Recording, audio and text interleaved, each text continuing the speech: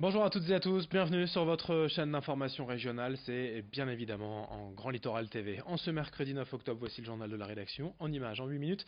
Un tour complet de l'actualité près de chez vous. Alors d'abord vos prévisions météo avec une réelle alternance de nuages, de pluie, de soleil également aujourd'hui. C'est un pêle-mêle météorologique qui nous attend avec en effet beaucoup de nuages tout au long de la journée, parfois de fortes averses localisées.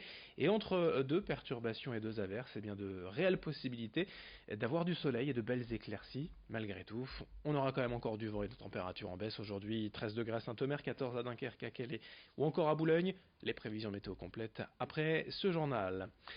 À la une de l'actualité sur Grand Littoral TV en images, les préparatifs du concours Miss Nord-Pas-de-Calais et l'élection de la reine de beauté régionale, c'est samedi soir à Orchy.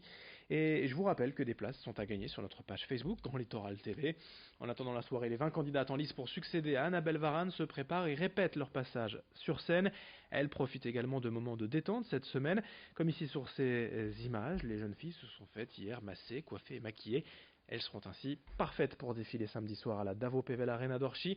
Pour rappel, la Miss Nord-Pas-de-Calais représentera bien sûr la région lors de l'élection de Miss France le 14 décembre prochain. Explication avec bien certaines de ces Miss régionales au micro d'Idil Gunaï avec Rémi Desremaux. Le stress commence légèrement à monter, mais bon après on est quand même dans un bon état d'esprit. Là ça permet justement de se détendre et parce qu'on a une semaine très chargée, ça permet justement de relâcher un petit peu avant les grosses répétitions qui vont arriver cette semaine.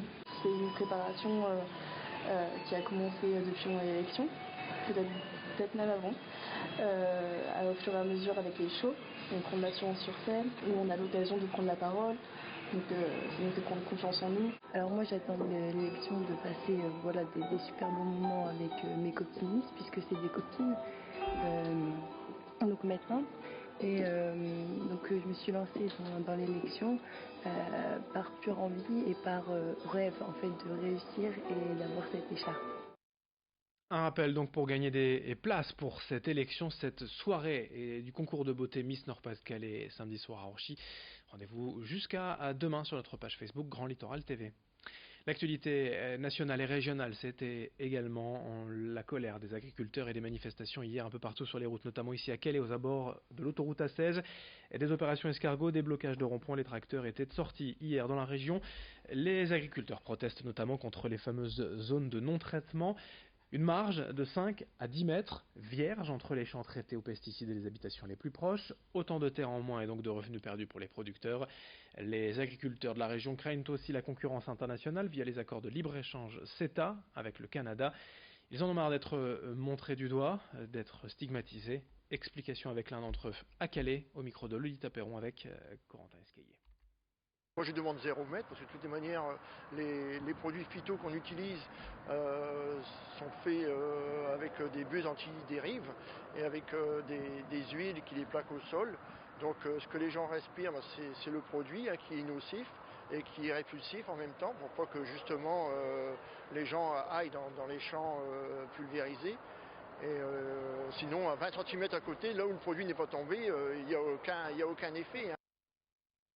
Autre application de l'actualité nationale en région, la secrétaire d'État en charge de l'égalité entre femmes et hommes, Marlène Schiappa, était en visite hier à Hasbrook, où elle a notamment rencontré des jeunes de lycée afin d'évoquer l'importance de la sensibilisation dès le plus jeune âge. Les jeunes doivent s'impliquer pour prévenir des violences et des agressions sexuelles touchant particulièrement les femmes. Marlène Schiappa a donc écouté les questions des élèves, mais aussi leurs idées pour améliorer l'égalité homme-femme, ainsi que les changements à prévoir pour faire avancer la lutte. Elle a été agréablement surprise. La secrétaire d'État, Marlène Schiappa, hier à Hasbrook au micro de Rémi Delremaux. Moi, je suis assez bluffée par cette génération. Moi, quand j'avais 15 ans, je ne pouvais pas théoriser comme eux le font, les stéréotypes de genre, la lutte pour l'égalité filles-garçons. Et je trouve que cette génération est très instruite sur ces sujets-là. Et je pense particulièrement aux jeunes garçons. On voit de plus en plus de jeunes garçons qui sont en rébellion face aux violences qui sont faites envers les femmes, soit parce qu'ils en ont vu produire sur leur propre mère ou sur des sœurs, des proches, soit parce que tout simplement ce sont des gens qui défendent l'égalité, qui défendent la justice, et pour eux c'est insupportable de se dire qu'un homme va profiter de sa force pour frapper une femme. Et ça, je trouve que c'est très encourageant de se dire qu'on va pouvoir compter sur une jeune génération d'hommes et de garçons qui non seulement ne frapperont pas leurs femmes ou leurs petites amies eux, mais qui en plus défendront probablement leurs voisines, leurs copines, leurs collègues de travail. C'est extrêmement encourageant. Et pour rappel, en France en 2018, 121 femmes sont mortes sous les coups de leur conjoint. En 2019, on en est déjà à 116 femmes tuées malheureusement. La hausse est sensible à craindre cette année. On enchaîne avec la défense du flamand, langue régionale, mais en perte de vitesse. 3 écoles publiques enseignaient le flamand dans la région depuis 2007, mais l'enseignant est parti en retraite et n'a pas été remplacé. Les cours ont donc totalement disparu. Récemment, le président du conseil régional, Xavier Bertrand, a écrit au rectorat pour défendre cette part du patrimoine. Pour l'Institut de la langue flamande, trouver dans ses enseignants n'est pas le problème. Ses membres estiment que le rectorat n'en fait pas assez pour valoriser la langue régionale et parlent même de discrimination du flamand par rapport à d'autres langues régionales. Explication au micro de Florine Curec. C'est une langue qui était proposée donc en option dans 3 écoles primaires. Donc à chaque rentrée, il était demandé aux parents s'ils étaient favorables ou pas à ce que leur enfant ait un cours de langue régionale flamande, du flamand occidental. Eh bien, on avait, grosso modo, entre les écoles et entre les années, entre 70 et 80% des parents qui disaient oui. Eh bien, il y a une vraie volonté, une vraie demande en fait des parents de cet enseignement.